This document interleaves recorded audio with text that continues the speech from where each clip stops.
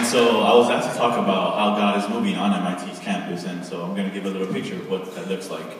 So since about a year or so, or maybe two, before I got to MIT, since then God's been doubling the size of crew on MIT's campus.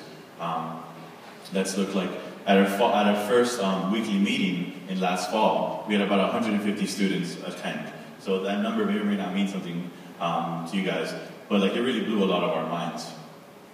We were seeing, another thing that we saw was in my dorm in Simmons, we decided to have our first life group be a co-ed life group, just so that everyone can kind of see, you know, the body of Christ within the dorm and just get to know each other better that way.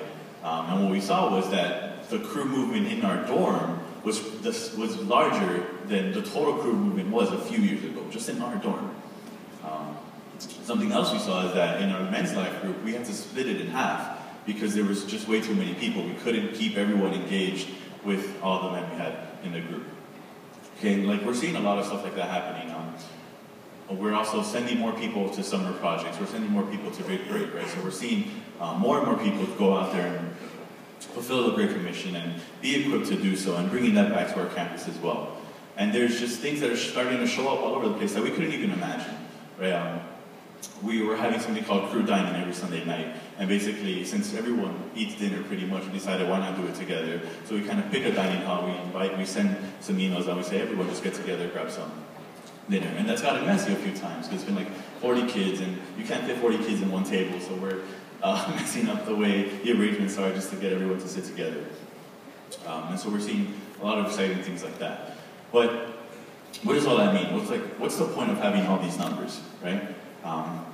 It was mentioned within the video, and it's this idea that like, Crew has this vision that every single person, that every single college student would know at least one believer. And I've heard added to that is that every single college student would know a community of believers. And I think slowly, by the grace of God, we're starting to see MIT like grow closer to that, so that every student could see, could meet a transformational community. And we're just seeing pockets everywhere of just teams basically emerging, and just who have a heart for all sorts of different social spheres, whether it be the fraternities, their dorms, their athletic teams, or just a random friend circle. I've even heard this young lady kind of getting into the a cappella circle in the school and like trying to kind of minister there, making that her mission field. Okay, and so slowly we're just seeing. We're hoping for this goal one day where on a graduation day, like when the students graduate, that people don't just come out with their MIT diploma or with these opportunities to go wherever they want, but they would also come out those 4 years having heard the gospel at least once, knowing the gospel, and hopefully having experienced God as well. So, introduce daivon. That's kind of like a big picture of what's kind of happening now at MIT, and daivon will give you a more personal story. What's going on? Hello. Yeah, my name's daivon. I'm currently a sophomore at MIT. Basically, like growing up, I did not have an exposure to a Christian home. There was no such thing as a spiritual conversation where I lived, and actually, I had never opened the Bible and even heard the gospel before in my life. So coming to MIT, the one thing I knew, or the one thing I had to fall back on, was that I love God. That was all I knew. Didn't know how to live this out. Didn't know what all this entails. All I knew was that I love God. So I came wanting to find a community where I could openly share and learn and grow closer to Him. And then I met Jimmy, and he invited me to life group, and I participated in Jimmy's life group. And what really resonated with me was how we opened the Bible and we would observe, interpret, and apply. And those were the things that really hit me, because one thing that I never heard of was applying the Word to my life. First of all, I'm opening the Bible for the first time, but able to bring it down in terms where I can understand and I can actually live it out.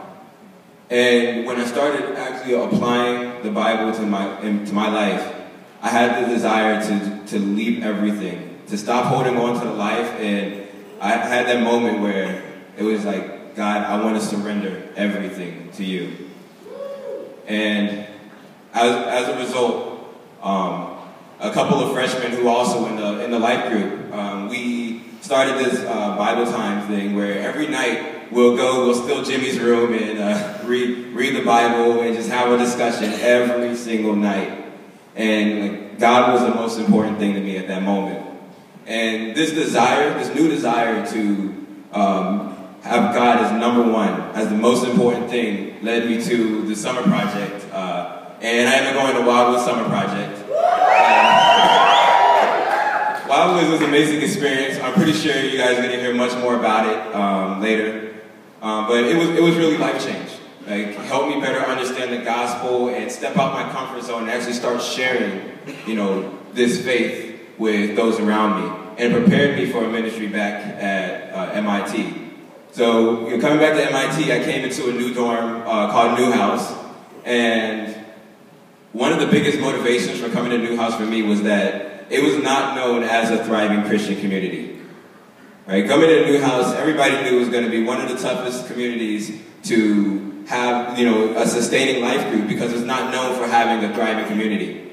But, as of now, we have a pretty consistent, attendance in our life group, and I co-lead it with my buddy Mario, and we encounter so many new faces, new freshmen who are really into the Word and who enjoy spending time with us.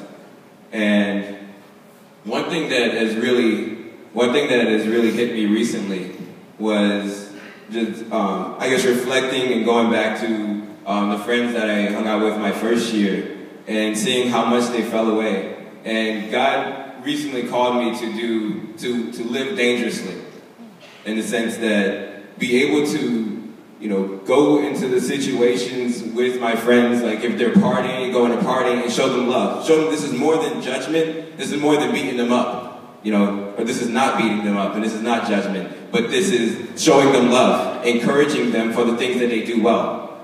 And what it did is it opened up the opportunities for the spiritual conversations.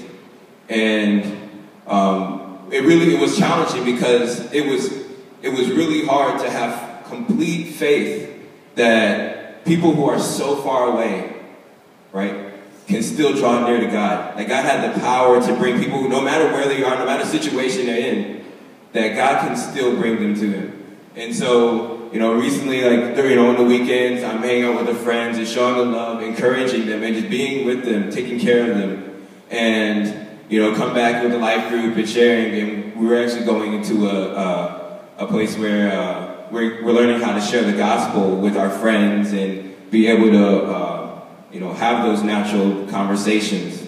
And, as a result, I've seen people and taken people to church who have never been there before. We have these conversations really often, and God has definitely been doing amazing work, within Newhouse and, building this community there. And like Jimmy said, we want every student to know this community who doesn't judge, but loves and cares for them. Thank you.